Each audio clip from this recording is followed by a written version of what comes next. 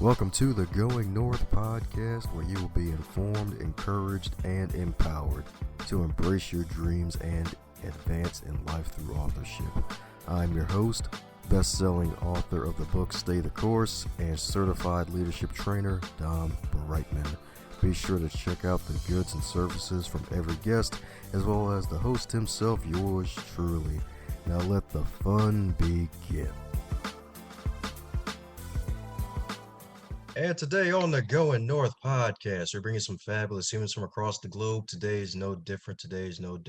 Heck, who am I kidding? Today's a different occasion, and we have a special guest today. Our first ever Western author in the building, baby. Our first ever. Because this wonderful gentleman right here, born into an Air Force family in the year of 1949 and living all over the world before he finally landed in Del Mar, California. And it doesn't stop there, folks, because he's a musician, historian, writer, poet, and playwright. That describes this gentleman right here. So let's give it up for the wonderful JC himself, Mr. Jim Christina. How you doing today, sir? I'm doing well, Dom. How you doing? Doing well, even with the extra water since we had rain I over here. yeah, I figure any day not in the hospital is a good day for me. I spent the entire summer in the hospital this year. Ooh. Yeah, it was not fun. But I'm here and I'm healthy and I'm ready to rock. So let's get going. Yes, indeed, on all four wheels, or I guess in this way, I guess on the one horse, maybe in your case with the novels, right? Well, yeah, one horse and a mule. How's that?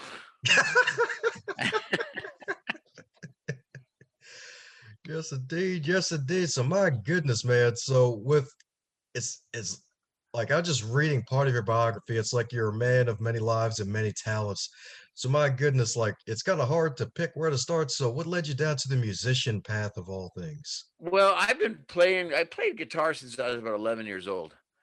And I actually was in a early being 1965, 4, 3, 63 probably, 64, 65 in a surf band when I was like 14, 15 years old, called the Cavaliers. And it just kept playing and kept playing and kept learning and I played strictly, I taught myself everything I know on a guitar. And then I started deciding that I wanted to, doing cover tunes is okay. It's great for dance music, but it really doesn't express you. So I wanted to start expressing myself. So I started writing my own music when I was about, I don't know, probably 24, 25. And from there, it branched out. I had another band in Seattle, Washington, or in Tacoma, Washington, called Sundown.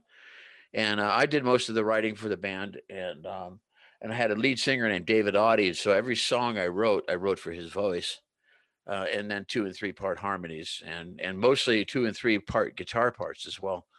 And we just had a ball. We played up and down West Coast, actually, from Northern California up to Vancouver, BC. And just kept at it and kept at it. I haven't picked up a guitar now in a while.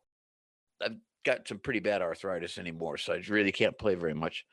But I did decide that I wanted to start writing about a character that had been rolling around in my head for a number of years.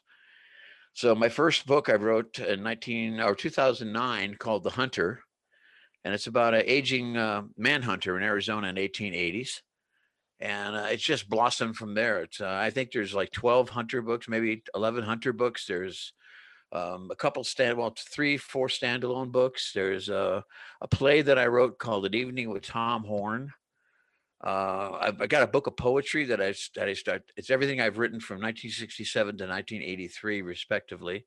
So I love to write. I just love to express and put what's in my brain out on paper. So I hope that answers your question somewhat. Hey, it Probably sounds more like than you wanted to know.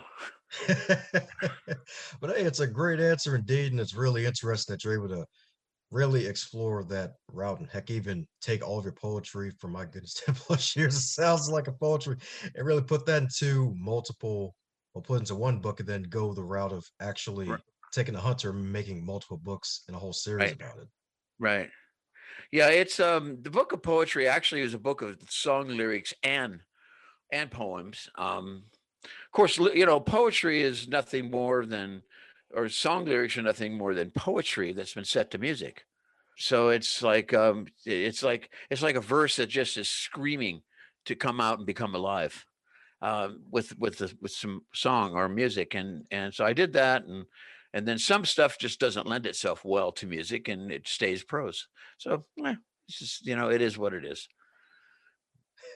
But I mean, and I will tell you what, if any new writers are out here listening, with one bit of advice I will always give you, and in fact I do every week on my radio show, which is don't ever give up your day job, because you're not going to write a book and get paid. It just ain't going to happen. So you wind up writing for yourself, which is fine. I have a base and I have fans and I have people who every book I write gets sold. But I've been writing a long time and it doesn't happen overnight. So that's my story. I'm sticking to it. Although I will say, if you ask me who's the best Western writer around these days, I would probably have to say me. Because who's left, right? You know, there's no honor in being, I'm self-righteous. I'll admit it. I mean, I like my writing and I like my books. So those two, I actually sent you two today. That's right, two of them. Two, Heck, two even one of them. PDFs. One of them is about a Texas Ranger, and the other one is about a mountain man. They're both great. The one about a mountain man is now reading at 2 or 3 colleges in Southern California. They read it in a history class because there's so much research done for it that they adopted it as part of their reading for early American history. The other one is a story about a Texas Ranger that he only has one leg, but he has 2 legs, but one is a manufactured leg that an engineer built for him. And but it's not so much about him so much as it is about the code of the Texas Rangers and the creed of the Texas Rangers and the things they had to go through once you become a Texas Ranger. So that book is called Jefferson's Chance. It's really a good story. So it'll keep you busy if you want to read it. Yes, indeed. Yes, indeed. Looking forward to staying busy with it when I get the time to, or should I say, when I make the time to actually read the wonderful books that I just got today. But what I love about you is the fact that you're able to take your wonderful studies and actually get into colleges. I think one of the things that you notice that apparently that horses they can't gallop for more than a mile straight because that would make their heart burst, right? Yeah, they will. Actually, they will run themselves to death. They will virtually run themselves to death. And they will give you everything they've got. They won't quit. Well, I had a big quarter horse, Appaloosa quarter horse that he did quit. He would quit. But most of the horses I've had, if you don't stop them, they won't stop themselves. They will run until their heart just explodes. And then of course they drop dead and usually on top of you. Ah, I'm Yeah. guessing is that from experience? No, actually no, but I have been bucked off a few times. I got you. And I got and you. I was out in the desert. I got bucked off a new horse, and she just laid me open, dumped me. Let's see, I got to the count of 6 before I got launched, and I went up the air, and I thought, oh, I am so screwed, and and I hit on my right side, and with my arm underneath me, and I tore up a surgical site on my shoulder. I broke 6 ribs, Ooh. punctured my lung 2 or 3 times. And paramedics got there and they said, well, you probably have broken ribs and a punctured lung. And they said, well, we can leave you here. And I said, no, no, no, no, no. I'm going with you. Take me to a hospital. But that was my experience with real bad injuries. And I mean, I've had some injuries and broken feet. Horses don't care if they step on your feet. They just, do. And 800-pound animals stomping on your feet is not a pleasant experience. But it's better than punctured lungs and broken ribs, I tell you. Was that what led to the hospital stay this past summer? No, actually, that was in 2004. That was 4 days, and then the following year, my lung collapsed again, and I was in Pittsburgh, and that was 11 days in emergency lung surgery. Ooh. So, and I never did get rid of the horses. So, well, until about 2 years ago. But yeah, I do. What I do is the history and because I was a history major in college, And I take the history and you learn how to research really well. So I take my research and I make sure that everything I write about is accurate. In that my characters never make long trips on a single horse. Their horse, plus they would drag along a mule, carry all their stuff, a pack mule. And they didn't gallop. I mean, they pretty much walked everywhere. Unless they were running away from something, they didn't gallop their horses, and they didn't just run it to town and tie them with the reins around a hitching post and walk into a saloon. Most horses back then had a halter on them as well, a rope halter, and the cowboys would remove the bridle and just use the rope lead on the halter to tie them to a hitching post. Because if you tie a horse with a bit in his mouth to a hitching post and something scares him and he pulls back, he's going to really cut his mouth up. So they don't do that. But cowboys don't just ride and ride and ride, get off their horse and walk away and leave it. That's first thing they ever do is take care of their animal, and then they take care of themselves. Something you don't read in Zane Grey or any of the others, So I just wanted to make sure that everything I did was authentic to the time and the period, and I think I've accomplished it pretty well. So Yeah, that's what uh, I'm talking about. yeah, for sure. So I will tell you anything you want to know. You can start A, go to Z. So Well, speaking of A to Z, you mentioned how you make sure that you're a great researcher. So, any tips out there for those who may be aspiring to actually become a writer and be a better researcher? Because there's a lot of folks out there with the abundance of craziness out there. oh, Any advice on absolutely. so any advice for those from Well, I started Google. I always start at Google and I Google what I'm looking for, and then it'll give you several areas that you can go look. Ones that don't look authentic to me and ones that don't look good, that they won't have really great information. I pretty much stay away from. I don't always use Wikipedia, although it is a good source. But you just have to pick and choose the information you're looking for, and you have to pick and choose where you get it. So it takes a while to learn how to really research, especially if you're writing a novel, a historical novel, and you better sit down and learn how to do it, because if you get it wrong, somebody's going to know it, and the first thing you're going to know is you're going to get an email saying, "Well, that wasn't true. That never happened." And man, nothing is worse.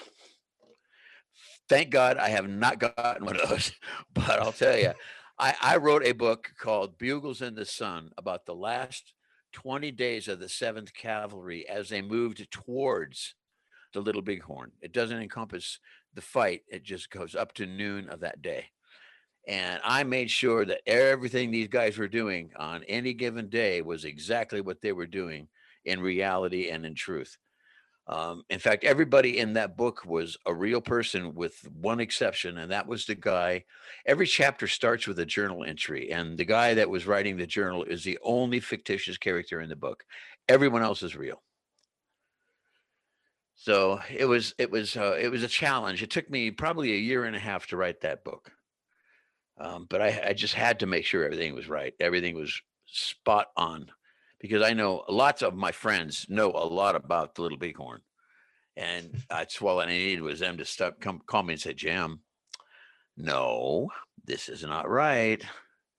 So I just wanted it to be exactly right on. So I did.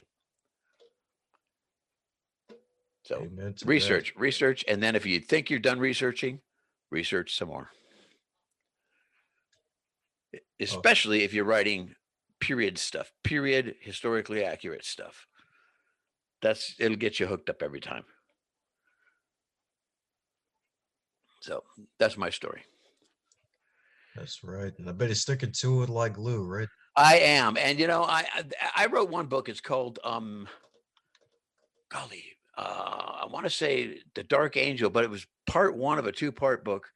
It's the whole book is called The Return. Part one is The Dark Angel, and it's the story of a deacon in the Southern Baptist Church that is taken over by a demon.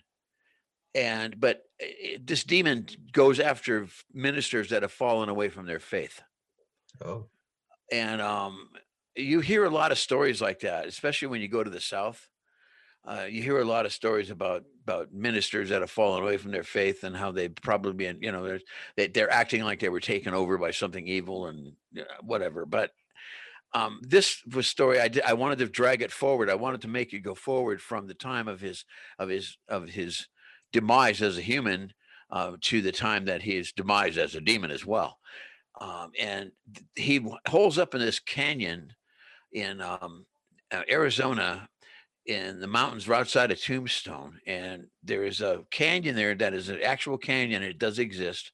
It's called the Theater of the Devil, or the Teatro de Diablo, and it's a very narrow canyon. The sides are festooned with caves, and there's only one trail that goes up to the top, and that's after you get there on a narrow ridge line that for about a quarter mile you have to follow this narrow ridge line. It's got a pretty steep drop on either side, and I read about it and I found it on a map, and then my wife and I went there, and it was just amazing. But a friend of mine, she reads everything that I write. She read the book, and then she called me one day and she goes, "I've been there." I said, "You've been where?" I don't even know. I mean, you've been everywhere. Where are you talking about? She goes, "No, I've been to Teatro de Diablo. She goes, "That place is like spooky." I said, "Oh, you've really been there?" She goes, "Yeah." So, it's nice when they call you and say, "Hey, I've been there." It exists, which is a nice thing. So, are you a writer? Are you a Oh writer, yeah, Don? yeah. Penned 2 solo books and 1 multi-author book. Oh, okay. Now Yep. I did So, listen to a couple of your shows. Last one I read was a guy that was, golly, I want to say he was in jail and he became a minister. Does that sound familiar to you? oh yeah, I think that was Avon Bellamy, right? Yes, exactly. Yes, yes, yes. Interesting fellow. Interesting fellow. To be personally, I'm like him. I was raised a Catholic, and I grew up on the really thin, crappy crackers and the cheap communion wine. Hey, but everything's good when you're under 15. you know. Yep. I'm hungry. Give me a wafer, and you know what? I'll take a sip of that wine too. Hey. But yeah, he was an interesting guy. He was an interesting guy, and now he works for the CYA, right? Is it California Youth Authority? He's a minister there, or has an outreach or outhouse, an outreach center, Right. Tehachapi or someplace like that. Yeah. Right now he's still in the Baltimore area, and Okay. he's retired with his wife, I believe. I think it's 48 years they've been married now. Wow. So Long yes. time. Oh yeah. Well, I've been married a number of times, but this one I'm at 18 years, so I'm done. Well, congrats on 18 years. Yeah, 18 years. Yeah, I don't know how she put up with me for 18 years, but I swear that it's too late to give her up now. I'm lazy.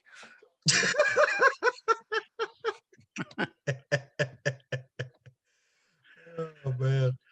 Well, that's what I'm talking about. So, a man of many interesting lives. And what's really interesting about you as a writer is that, at least from the little bit of listening that I've done of some of your past work, apparently you don't do outlines for your books, right? No, I do not. I'm a pantser, total pantser. Yeah, Like, because as I'm writing, I could do an outline, but as I'm writing, I discuss this a lot on my show with other authors, and we've all come to the same conclusion, is that if you write about a character and enough, in this particular case, like 11 books or 12 books, they pretty much dominate what's going to happen in that story because they know more than you how they're going to react, and it seems like it's they become real life people. And so I could work off an outline, but the hunter's just going to go and change it. So why bother? I know where the story's going to start. I know where it's going to end. And beyond that, it's strictly a pantser all the way through it. So I don't know about you, but a lot of writers are beginning to do the same thing. In fact, I asked the guy that was on last night, John Dudakis. He goes, "Oh, pantser all the way."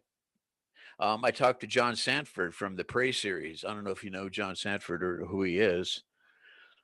He was a guest on our show. He's Pulitzer Prize winning New York Times best-selling writer. I mean, the guy is like awesome. But his comment was, "Oh, he said, hell, I never know from one page to the next where they're going with the storyline." He says, "I let the character just take it over because they know I don't." And I think that's probably true when you get really into a character that you've written about in a number of books. They tend to take over, and it may be crazy, and you may sit here thinking, "Wow, really? You get a fictional characters taking over your brain?" Yeah, and they do a pretty good job of it. you know. So,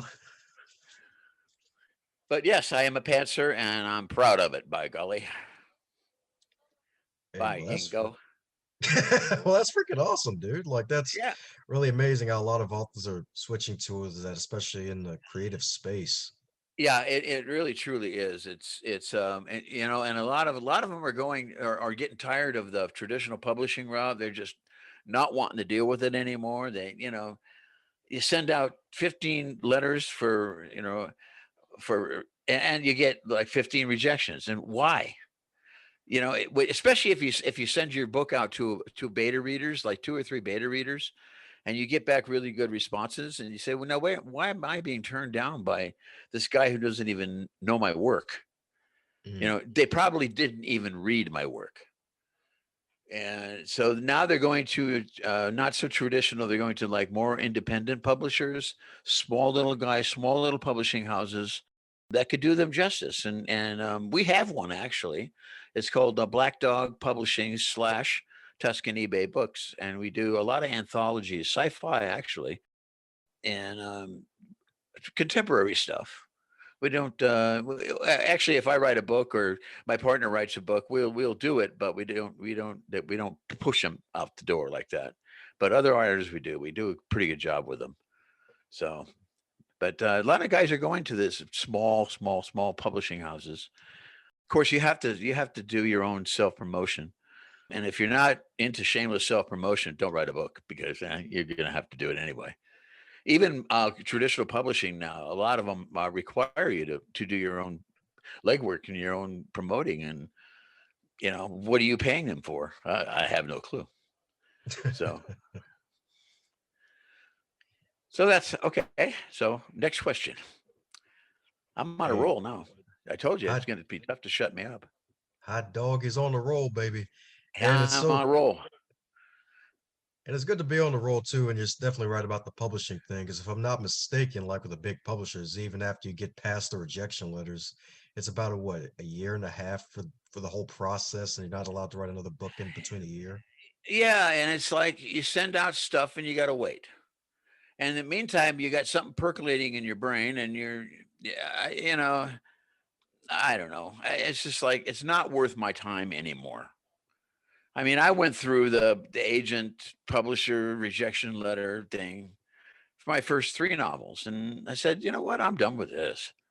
I'll just go someplace else and we'll do it. And the first 2 I did on my own, and I was not real happy with the outcome, so I switched over and partnered up with a friend of mine, and that's how Black Dog Publishing. Black Dog actually was my Rottweiler, who passed in 2011. But Black Dog Oh, Publishing, and then when we merged, it became Black Dog Publishing slash Tuscany Bay Books. And Tuscany Bay is, if you look on the internet, is getting quite a name for itself. Tuscany Bay is becoming a pretty good publisher in the small indie publishing world. So we're pretty happy with that. And it's just the 2 of us plus a couple copywriters here and there. So it's something to think about. amen to that. Amen to that. So, Yep. speaking of thinking, and you mentioned how self-promotion is required as an author, are there any tips out there to give to aspiring writers who may be looking to publish their first book and getting it into the hands of as many people as possible? Well, I'll tell you what. If you're gonna use a small indie publisher, make sure that you get enough copies of your book. Go set up book signings at bookstores. Most of them are glad to have you. Most bookstores will not turn you down. It may be a month or two before you can get booked, but keep at it. Go and do a professional job, and the more that you do that, the more the word's going to get out. Approach libraries, because if you're smart and you're publishing through a small publisher, then you've already got your copyright, you've already got your ISBN that belongs to the publisher. So it's not like a self-publishing create space blah slash whatever book. It's now done through a publishing company, and libraries will take it. And there's bookstores. Most bookstores will put 2 or 3 or 4 copies on there. They may sell them by consignment, but at least your book's in a bookstore. So I mean, don't stop selling. Just be like the Yellow Pages, or be like the Energizer Bunny in the Yellow Pages. Never stop selling and keep bouncing. Just keep going, keep going, keep going. Find shows that you can go to, writing events, book events, everything you can think of to go to it. And eventually you will get well enough known, just by showing up, that people will start taking interest in what you're doing. And it takes about 2 or 3 years, but eventually it happens if you stick to it. If you stick to it, that's the trick, as I'm sure well you know. Oh yeah, because once you take your foot off the gas, it's over. It's done exactly, and yeah, if you take your foot off the gas, good a good analogy. If you take your foot off the gas, it's done. You can't do that. You can't. You can take a break. Now, I publicly said, when I went in the hospital in May, I said, look, I'm going to take about a year off. I've got some medical issues I got to get handled, and first part of 2021, I'll start a new novel. I already know what it's going to be, but I'm not saying anything. So, and it's not going to be a Western, Oh, but I'll tell you if you really mm, want to know. sweet. DB What Cooper. job? DB Cooper. DB Cooper. And I know how he got off that plane, and he didn't jump. That's what this book's going to be about. Oh So, shoot. now see, now you're interested. You go, wait a minute. Have you ever been in a 727 airplane? There's a good place to start. If you have, there's a cargo door towards the back stairs. That's all I'm going to say. All righty then. Well, folks, we got something to look forward to, baby. That's right. 2021, baby. When the century gets That's to it. Drake, it's gonna be a great book, baby. It is. It is. Yeehaw. Yes, Oh man. sir. Well, you already stole one of the questions out of my head because I was gonna ask if there's gonna be any other genres you're gonna explore, but it sounds like you are gonna do it. I am going to do it. I'm going to do it. Try my shot at that and see how that works. I want to bring up a story of a relative of some of the characters that I had back in the old West. Um, Possibly bring, and have a grandson or a great nephew or something of some of these characters that I've introduced over the years, and possibly they may have their own story. I don't know yet. There's so many things I can do and so many avenues I can explore. Um, I just don't have time. I got to read a book a week for my radio show, and Thursdays are usually taken up getting ready for the show. And as well, it takes a lot of prep. Oh yeah. And I mean, even though we're on LA Talk Radio, which is probably one of the biggest live talk radio internet stations on the air, it still takes a lot of work, and you still have to do a lot of your own work. So it takes time, and Thursdays are they're relegated to working on their show. And we have to pre-talk to the authors, like um, we talk. I call every author on Tuesday before the show, make sure he remembers, number one, he's going to be on the air, and number two, we've never lost one in 5.5 years. Honest to God, Dom, we've never lost an author. Amen. 5.5 years we've been on the air. We've never had one cancel on us, or forget they were on the air. However, we did have one die. Oh. Yeah. And fortunately, her publicist, Mickey Mickelson, got a hold of us in enough time where we could schedule another author to fill the hole. Um, But yeah, she just dropped dead. Ooh, ouch. I'm sure it wasn't because she was going to be on my show, although there are some that would say, "Yeah, it is really." If, she died because she was going to be on your show. Uh, okay, whatever works. But yeah, we haven't.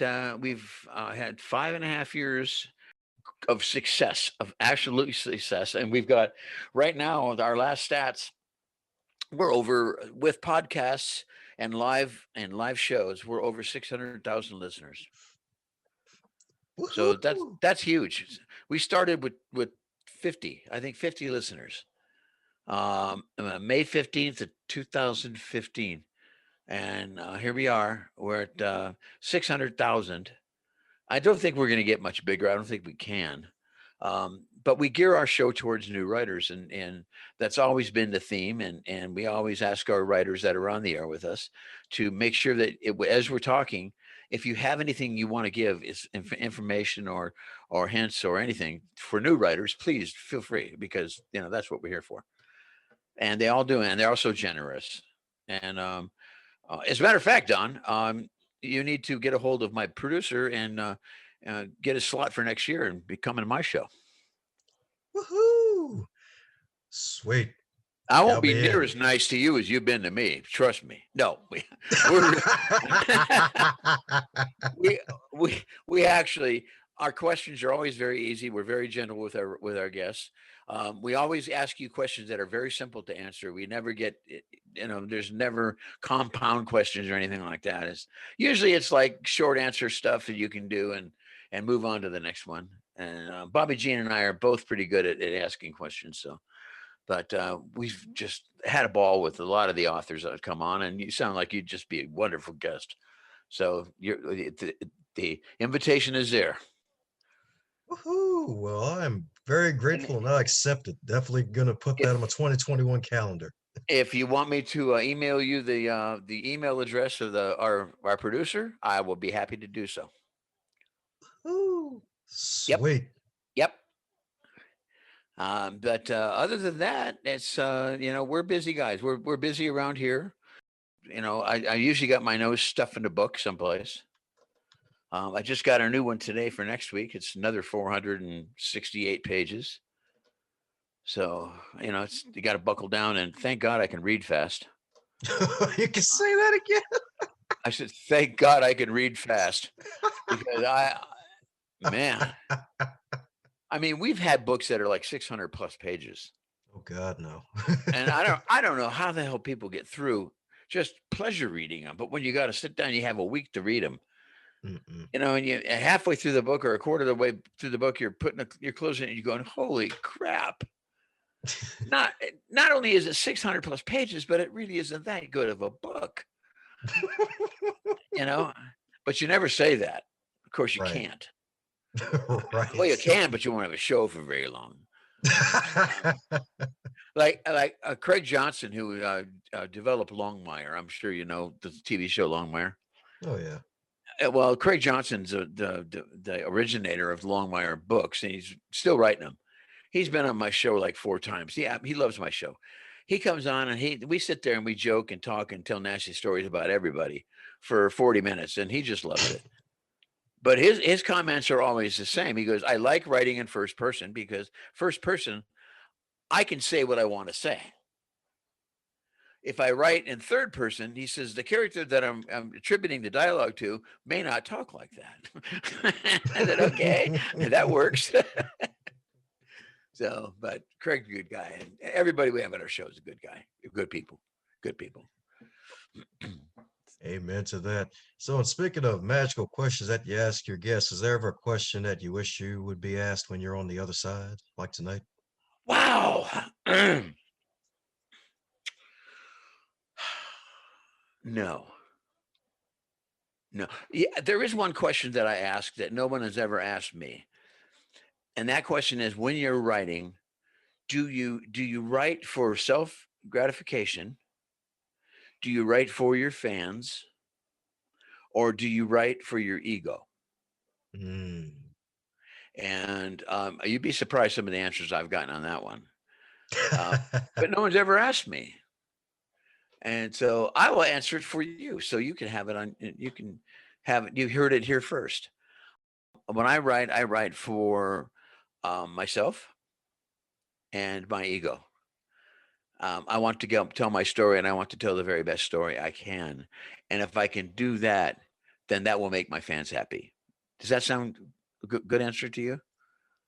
Sounds good. Sounds like you're living your truth.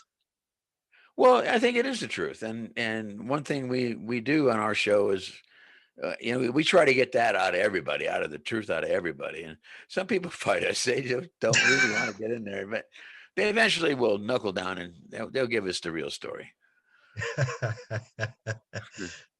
That's right. Some is mud, some is dirt, but they're gonna reveal. That's right, they're gonna Right, reveal. right. And the difference between my show and your show is yours is strictly podcast, correct? Yes, sir. Okay.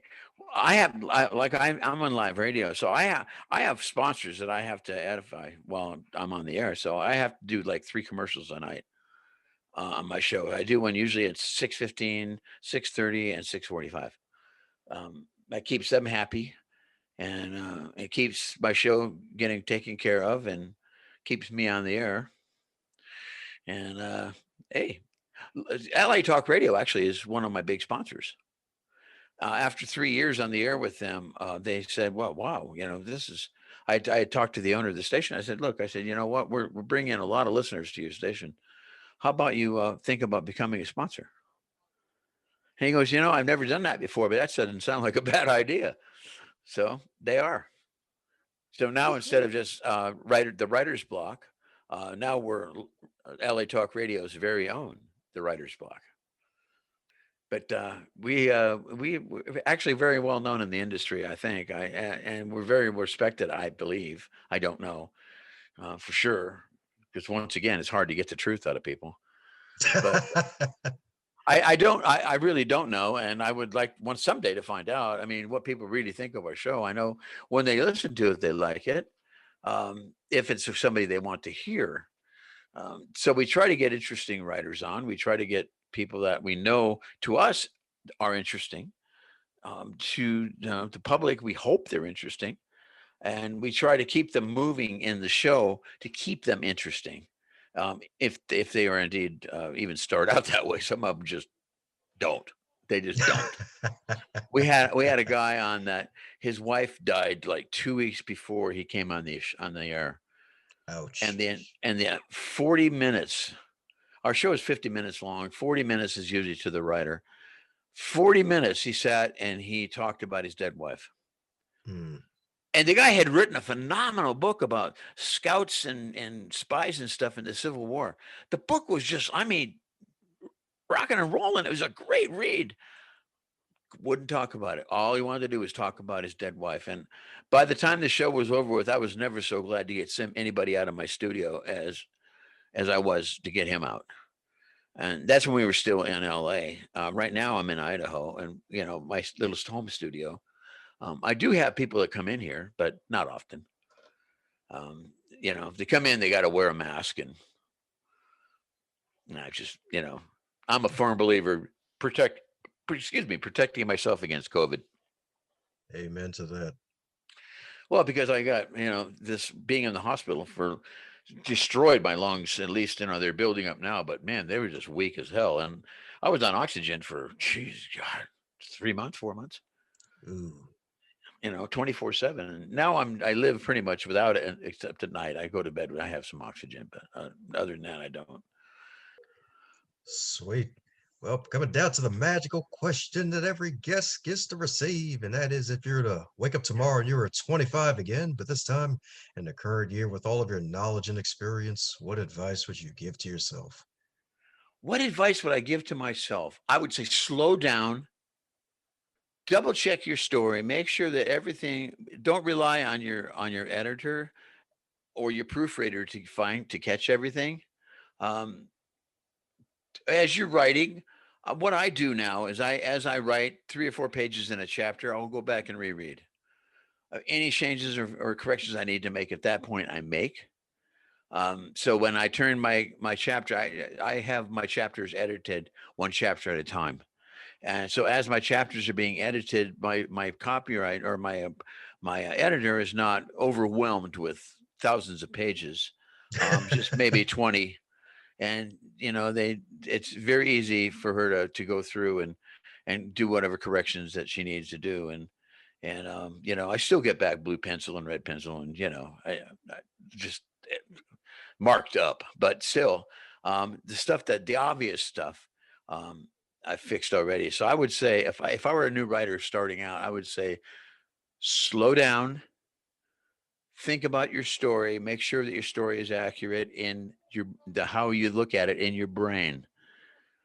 If it's not coming out the way you want it to come out, stop and rethink it and go back and rewrite it. Don't put out a piece of crap just because you want to get a book out. I guess is my best advice I can give anybody, including myself. Hey, hey, it's true. It's true because it's a lot of it out there. Yeah, I know. Well, now, Dom, that's is how I became the very best Western writer I know. See, there's no ego on my side of the family. It's all in Baltimore right now. It's all there. We just call it charm instead of pride. We did. We sit down and we just need to, lift that mask up and have a beer and say, "By God, you're all right." So, well, that's what I'm talking about. Yep. Anything else you need to ask me? Yes. So for those who want to keep in contact with you and all the stuff that you're doing, especially when that newest novel from you appears out of the wonderful pen, where's the best way for Okay. folks to reach out to Jim? Okay. Well, they can reach me at my website, which is jimchristina.net. They can reach me on Facebook, which is just Jim Christina. They can reach me at Tuscany Bay Books. It's called under Black Dog Publishing / Tuscany Bay Books. Any of my stuff is available on Amazon and any online bookseller. Some of the standalone Barnes and Nobles have them available. So there's a lot of places you can get them. I mean, go online and just put my name in Google and it'll come right up. So it'll tell you pretty much anything you want to know about me. Other than the fact that I've never been to jail. Never gotten that much trouble. Let's see. I'm not a goody two shoes. I just never been caught, I guess is probably the best way of putting that. So. This has been And I'm gold. a Vietnam veteran, so and and an ex-helicopter pilot. So that being said, I just you can reach me at different places. I just look for my name; it'll show up everywhere. So come and visit and say hi.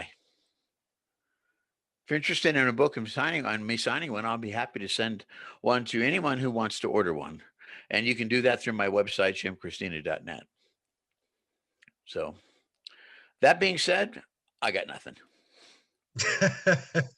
Nothing but wisdom, especially being a Vietnam veteran. Thanks a bunch for your service. Oh, you're very welcome. You probably weren't even around when I was in Vietnam, so But I mean, I feel bad for all military veterans now. They all got the shaft. We did too, and time doesn't make it feel any better. Let me tell you that. There you have it, folks. Head off to Wonderful Jim's site. Check it out in the show notes, baby. If you're in a Barnes and Noble when they're open and you see Jim's book, go ahead and grab it. Grab all the copies you can. Grab a whole stack. If they don't have it, go up to the counter and ask for them. They can get them for you. There you go. That's right. Because as they say, you have not because you ask not, right? Exactly. And just remember, these are about 1880s, so there's no cars. No phones. This is all outback Arizona. So yeah. There's Apaches and bad guys. All righty. So any parting words before we close it out, my man? I don't have any phone. You know what? Y'all just write with your best that you can write. And I'll tell you the same thing that my creative writing teachers taught me years ago. Just write your story. It can always be fixed, but write your own story. And that's my party words. How's it going, my friend? I'm glad you made it to the end. That shows that you really enjoyed what you heard and you are an uncommon finisher. Thanks for giving this show a listen. If you really want to help out the show, be sure to subscribe, leave a review, and share this with someone that you care about or someone that needs to hear this message because we want to spread this podcast around like butter on bread if that's your type of thing. And if it's not your type of thing, still spread it around anyway because good stuff needs to be shared with good people like yourself.